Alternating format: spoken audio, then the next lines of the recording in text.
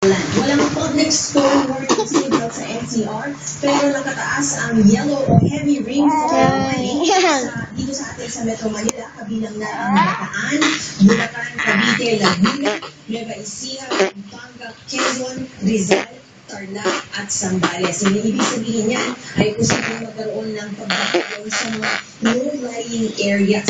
Pinaganda naman ang mga paligid ng Magat River hanggang sa Cagayan. Ano ba yung dugo pa na? Posibleng pagkakawala ng tubig Pagkasinan? na nito. Ha? Critical. Ang bagyo.